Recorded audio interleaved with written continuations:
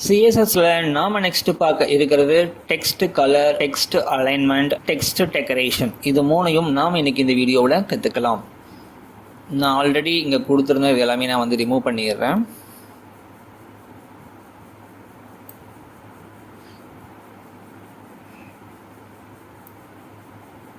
இப்போ நம்மக்கிட்ட அதே டிவ் கிளாஸ் தான் இருக்குது, அதே நேம் தான். ஸோ தமிழ் அப்படிங்கிறது தான் நேம். ஸோ இங்கே நான் சும்மா ஒரு கண்டென்ட்டாக சிஎஸ் தமிழன் அப்படின்னு சொல்லி கொடுத்து வச்சுருக்கிறேன். ஓகே, நம்ம அதே டிவ் கிளாஸ் தான் இருக்குது. ஸோ கிளாஸோட நேம் தமிழ். நெக்ஸ்ட் ஒரு கண்டென்ட் சிஎஸ் தமிழன் அப்படின்னு சொல்லி டைப் பண்ணி வச்சுருக்கிறேன்.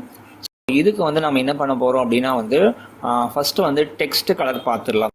டெக்ஸ்ட் கலர் அப்படிங்கிறது ஒன்றுமே இல்லை. ஸோ ஃபஸ்ட்டு நம்ம என்ன பண்ணுறோன்னா எந்த கிளாஸை நம்ம பயன்படுத்துகிறோமோ, எந்த கிளாஸாக இருந்தாலும் அந்த கிளாஸுக்கு ஒரு நேம் இருக்கும் இல்லையா, அந்த நேமுக்கு முன்னாடி ஒரு டாட் வச்சுக்கணும். ஸோ டாட் வச்சுட்டு நீங்கள் என்ன பண்ணிக்கலாம், ஒரு ஓப்பன் கர்லி பிரேஸ் அந்த க்ளோஸ் கர்லி பிரேஸ் கொடுத்துட்டு கலர், நம்ம வெறுமனே கலர் அப்படின்னு மட்டும் கொடுத்தா போதும். அது இந்த டெக்ஸ்ட் கலராக அது எடுத்துக்கும்.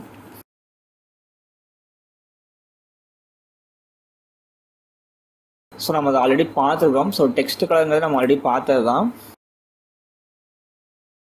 இப்போ நம்ம இதுக்கு என்ன பண்ண போகிறோம்னா டெக்ஸ்ட் அலைன் அப்படின்னு சொல்லி ஒன்று இருக்குது. ஸோ டெக்ஸ்ட் அலைன் அப்படின்னா என்னது, text align ALIGN. So text align அப்படின்னு கொடுத்துட்டு இது இங்கே எங்கே சைடில் இருக்குதுன்னா இது லெஃப்ட் சைடில் இருக்குது. இப்போ நான் என்ன பண்ணால் டெக்ஸ்ட் அலைன் சொல்லிட்டு நான் ரைட் அப்படின்னு சொல்லி கொடுக்குறேன். ஸோ ரைட் கொடுத்தோம்னா அது ரைட் சைடு மூவ் ஆயிடும். இப்போ உங்களுக்கு தெரியும்னு நினைக்கிறேன், நம்மளுக்கு எங்கே இருந்திருக்குது, ரைட் சைடு மூவ் ஆகிருக்குது. நெக்ஸ்ட்டு டெக்ஸ்ட் அலைனில் நாம் நெக்ஸ்ட்டு பார்க்க இருக்கிறது சென்டர். சென்டர் அப்படின்னு சொல்லி கொடுத்துக்குவோம். நாம் இப்போ இதை ரெஃப்ரெஷ் பண்ணுவோம். ரெஃப்ரெஷ் பண்ணால் பாருங்கள் சென்டரில் வந்துடும். இதுவே நாம் நிறைய லைன் டைப் பண்ணியிருக்கிறோம் அப்படின்னு வச்சுக்குவோம். அப்போ என்ன பண்ணுவோம் அப்படின்னா நமக்கு ஒரு பேராகிராஃபாக தேவைப்படும். அப்போ நம்ம அதை ஜஸ்டிஃபை பண்ணணும். லெஃப்ட் சைடும் நேராக இருக்கணும், ரைட் சைடும் நேராக இருக்கணும். அதுதான் ஜஸ்டிஃபை அப்படிங்கிறது. அதை கொடுக்கறதுக்கு நம்ம நம்மக்கிட்ட ஃபஸ்ட்டு ஒரு பேராகிராஃப் இருக்கணும். நான் என்ன பண்ணிக்கிறேன் அப்படின்னா சம் லைன் நான் காப்பி பண்ணி பேஸ்ட் பண்ணியிருக்கிறேன். ஸோ நீங்கள் டைப் பண்ணிக்கங்க அல்லது நீங்கள் ஏதாவது காப்பி பண்ணி பேஸ்ட் பண்ணிக்கங்க. இந்த டிவ் கிளாஸுக்கு டிவ் ஒரு பேராகிராஃப் நான் கொடுத்துருக்குறேன். ஸோ இதுதான் அந்த பேராகிராஃபு. இந்த பேராகிராஃபை நம்ம ரெஃப்ரெஷ் பண்ணுவோம். ரெஃப்ரெஷ் பண்ணால் பாருங்கள் நம்மளுக்கு இப்படி வந்துருக்குதான். ஸோ ஆக்சுவலாக ஜூமில் இருக்குது, அதனால் அப்படி தெரியுது. நம்ம ஜூமாக இருக்கிறத குறைச்சிக்குவோம். குறைச்சாச்சு. இப்போ நம்ம குறைச்சிட்டோம் இல்லையா. இந்த இடத்துல கவனிச்சிங்க அப்படின்னா நம்மளுக்கு பேராகிராஃப் பார்த்துட்டிங்க அப்படின்னா நம்மளுக்கு ஒரு பேராகிராஃபாக அலைன் ஆகணும் அப்படின்னா நம்ம என்ன பண்ணணும் அப்படின்னா இப்போ நம்ம சென்டர் அப்படின்னு கொடுத்தங்காட்டி நம்மளுக்கு அப்படி தெரியுது. ஸோ நம்மளுக்கு டிஃபால்ட்டாக லெஃப்ட் சைடு நம்மளுக்கு எப்பவுமே நேராக தான் இருக்கும். நான் ரெஃப்ரெஷ் பண்ணி காமிக்கிறேன் பாருங்கள். ஆல்ரெடி நேராக இல்லைன்னா நான் இங்கே சென்டர்னு இருந்துச்சு, அதனால அது நேராக இல்லை. இப்போ நான் அதை ரிமூவ் பண்ணிட்டேன். அதனால் இப்போ நான் ரெஃப்ரெஷ் பண்ணங்காட்டி இந்த பக்கம் நேராக இருக்குது. ஆனால் இந்த பக்கம் நம்மளுக்கு நேராகவே இல்லை. ஏன்னா ஒரு லைன் முன்னாடியும் ஒரு லைன் பின்னாடியும் இருக்குது. அப்போ இந்த சைடுமே நேராக வரக்கு நம்ம யூஸ் பண்ணுறதா ஜஸ்டிஃபை அப்படின்னு சொல்லி ஒன்று இருக்குது. ஜஸ்டிஃபை.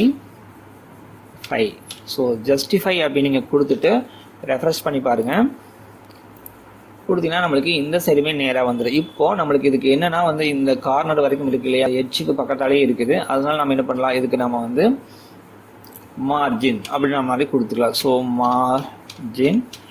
மார்ஜின் கொடுத்துட்டு ஓவராலாக எனக்கு ஒரு 15 பிக்சல் 4 பக்கமே நம்மளுக்கு தள்ளி இருக்கணும் அப்படின்னு நம்ம கொடுத்துட்டோம்னா ஓவரால் அந்த பேராகிராஃப் பார்க்குறக்கு நீட்டாக இருக்கும்.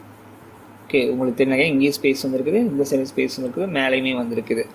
இது மாதிரி நம்ம ஒரு பேராகிராஃப் கொடுக்கும்போது நம்மளுக்கு ரைட் சைடு நேராக வரணும்னா அந்த இடத்துல டெக்ஸ்ட் அலைனில் ஜஸ்டிஃபை கொடுங்க. நண்பா, நீங்கள் இன்னும் நம்ம சேனலை சப்ஸ்கிரைப் பண்ணாமல் பார்த்துட்டு இருக்கிறீங்களா? மறக்காமல் சப்ஸ்கிரைப் பண்ணுங்கள். நீங்கள் செய்கிற அந்த சப்ஸ்கிரிப்ஷன் தான் எங்களுக்கு அடுத்தடுத்த வீடியோ போகிறக்கு ஒரு மோட்டிவாக இருக்கும். ஸோ மறக்காமல் சப்ஸ்கிரைப் பண்ணுங்கள். நாம் நெக்ஸ்ட் பார்க்க இருக்கிறது டெக்ஸ்ட் டெக்கரேஷன் அப்படின்னு சொல்லி ஒன்று இருக்குது. அதை பற்றியும் பார்த்துடலாம். Text decoration, decoration CORADION text decoration அப்படின்னு கொடுத்துட்டு ஓவர் லைன் அப்படின்னு ஒன்று இருக்குது. Over line. இப்போ நம்ம இதை ரெஃப்ரெஷ் பண்ணுவோம். ரெஃப்ரெஷ் பண்ணால் பாருங்கள், ஓவர் லைன் அப்படிங்கிறது ஒரு லைனுக்கு மேலே ஒரு கோடை கொண்டு வர்றது, ஒரு லைனை கொண்டு வர்றது. நாம் டைப் பண்ணியிருக்கோம் இல்லையா, இந்த சென்டென்ஸுக்கு மேலே ஒரு லைனை கொண்டு வரதான் வந்து இந்த ஓவர் லைன் அப்படிங்கிறது. நெக்ஸ்ட் வந்து பார்த்துட்டீங்கன்னா டெக்ஸ்ட் டெக்கரேஷனில் லைன் த்ரோ அப்படின்னு சொல்லி ஒன்று இருக்குது. Line throw, ROUGH.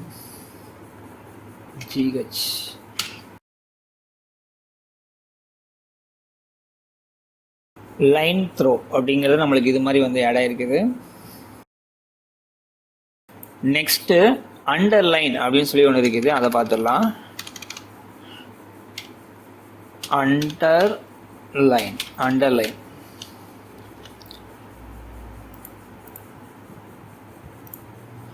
So underline கொடுத்தா அந்த சென்டென்ஸ் கீழே ஒரு அண்டர்லைன் வந்து ஆட் ஆகுது.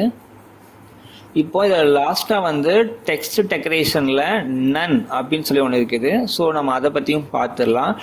நன் அப்படிங்கிறத நம்ம வந்து கொடுப்போம். ஸோ நன் அப்படின்னு நம்ம கொடுத்தோம்னா, நன் அப்படின்னா எதுவுமே இல்லை அப்படின்னு சொல்லி அர்த்தம். இப்போ நம்ம கொடுத்தோம்னா இங்கே எதுவுமே இருக்காது, நன் ஆயிரும். ஆனால் நம்மளுக்கு வந்து நீங்கள் நன் எடுத்தாலுமே இங்கே எந்த டிஃப்ரெண்ட்டுமே தெரியாது. நன் இருந்தாலும் எதுவும் இல்லாமல் தான் இருக்கும், கொடுத்தாலுமே அங்கே எதுவும் இல்லாமல் தான் இருக்கும். ஸோ இருந்தாலும் அங்கே இருக்காது, இல்லைனாலும் இருக்காது. அப்போ நன் நம்ம எங்கே பயன்படுத்தலாம்? டெக்ஸ்ட் டெக்கரேஷன் நன் அப்படிங்கிறத நம்ம எங்கே பயன்படுத்துகிறோம் அப்படின்னா, நான் கீழே எழுதி காமிக்கிறேன். நம்ம நார்மலாக வந்து ஒரு லிங்க் ஆட் பண்ணோம் இல்லையா, நம்ம ஆல்ரெடி HTML வீடியோவில் பார்த்தோம் இல்லையா, ஒரு லிங்க் நான் ஆட் பண்ணுறேன். என்ன யூஸ் பண்ணுவோம்? AHREF அப்படின்னு சொல்லி ஒரு டேக் இருக்குது, ஈக்குவல் கொடுத்துக்குவோம். ஸோ நாங்கள் ஆஸ் கொடுத்துக்கலாம். ஓகே, ஆஸ் கொடுத்துக்குவோம். ஸோ நான் இதை க்ளோஸ் பண்ணிடுறேன். நம்ம இங்கே இந்த லிங்க் கொடுக்க போகிறதில்ல, சும்மா உங்களுக்கு புரியிருக்காக நான் வந்து இதை சொல்கிறேன். ஸோ இங்கே வந்து ஒரு லிங்க் இருக்குதா வச்சுக்குவோம். ஸோ இந்த இடத்துல வந்து லிங்கை வந்து க்ளோஸ் பண்ணிடுவோம். ஸோ இந்த இடத்துல வந்து ஒரு நேம் இருக்குதுன்னு வச்சுக்கோங்க, CS தமிழ்னு வச்சுக்கோமே.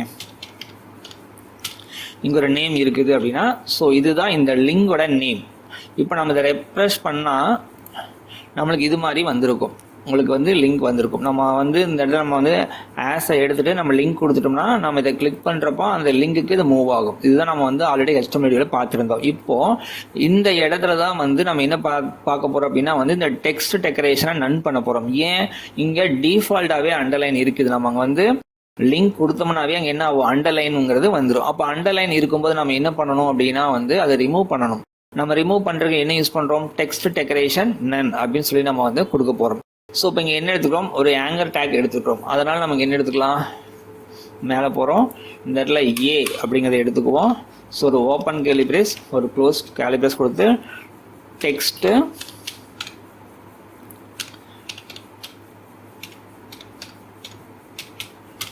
டெக்கரேஷன் நன் அப்படின்னு நீங்கள் கொடுத்துட்டிங்கன்னா என்னாகும்? நம்ம வந்து ரெஃப்ரெஷ் பண்ணி பார்ப்போம், நம்மளுக்கு அந்த லைன் வந்து ரிமூவ் ஆகிருக்கும். அதை நீங்கள் பார்க்கலாம். ஸோ இந்த ஏ அப்படிங்கிறது என்னது? இந்த AHREF அப்படின்னு இருக்குது இல்லையா, ஸோ இந்த ஏவை தான் நான் வந்து இங்கே ஸ்டைலில் ஏ அப்படின்னு சொல்லி நம்ம கொடுத்துருக்கோம். இதுக்கு நம்ம டாட் எல்லாம் வைக்க தேவையில்லை. கிளாஸ் அப்படின்னு வந்தால் தான் நம்ம வந்து டாட் வைக்கணும். ஸோ மற்றபடி நார்மலாக இருக்கக்கூடிய டேக் எடுத்து அப்படியே யூஸ் பண்ணிங்கன்னா நீங்கள் அதுக்கு எதுவும் பண்ண தேவையில்லை. நீங்கள் அப்படியே நேம் மட்டும் கொடுத்துட்டா போதும். ஸோ இங்கே AHREF அப்படிங்கிறது தான் அந்த நேம். அதனுடைய முதல் எழுத்து ஏங்கிறனால இங்கே ஏ கொடுத்துக்கிறோம். ஸோ டெக்ஸ்ட் டெக்கரேஷன் நன் அப்படின்னு கொடுத்ததுனால இங்கே நம்மளுக்கு அண்டர்லைன் வந்து ரிமூவ் ஆயிடுச்சு. ஸோ நன் இப்படி தான் நம்ம வந்து டெக்ஸ்ட் டெக்கரேஷனில் பயன்படுத்தணும். நாம் நெக்ஸ்ட் பார்க்க இருக்கிறது டெக்ஸ்ட் டெக்கரேஷன்லேயே வந்து பார்த்துட்டிங்கன்னா வந்து நிறைய ஸ்டைல் இருக்குது. ஸோ அதை நம்ம பார்த்துடலாம். இப்போ நார்மலாக வந்து பார்த்துட்டிங்கன்னா வந்து அண்டர்லைன் அப்படின்னு நம்ம கொடுத்துக்குவோம். அண்டர்லைன், ஸோ அண்டர்லைனுங்கிறது நம்மளுக்கு டிஃபால்ட்டாக வரக்கூடிய நம்ம வந்து டெக்ஸ்ட் டெக்கரேஷன் அண்டர்லைன் அப்படின்னு சொல்லி நம்ம வந்து கொடுத்துக்கலாம். கொடுத்தோம்னா நம்மளுக்கு இது மாதிரி அண்டர்லைன் வருது. இந்த அண்டர்லைனவே நம்ம ஸ்டைலாக மாற்ற முடியும். எப்படி மாற்றலாம் அப்படின்னா, நான் பாருங்கள், டெக்ஸ்ட்டு டெக்கரேஷன்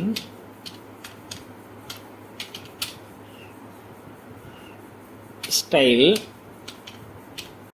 எனது ஸ்டைல் வந்து வேவி அப்படின்னு ஒன்று இருக்குது. So WAVY.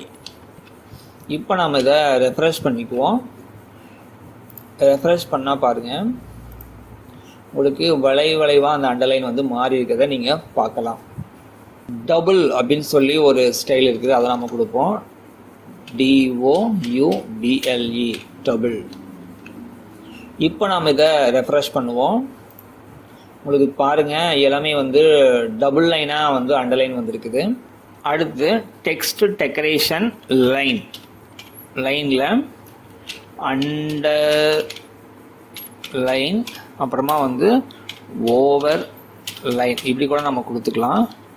So text decoration ஸ்டைலில் லைன், ஓகேவா, டெக்ஸ்ட் டெக்கரேஷன் லைன் அப்படின்னு கொடுத்துட்டு அண்டர்லைன் ஓவர்லைன் அப்படின்னு கொடுத்தீங்கன்னா பாருங்கள் நம்மளுக்கு கீழேயும் ஒரு கோடு வந்திருக்குது, மேலேயும் வந்திருக்குது. ஓகேவா, உங்களுக்கு தெரியும்னு நினைக்கிறேன்.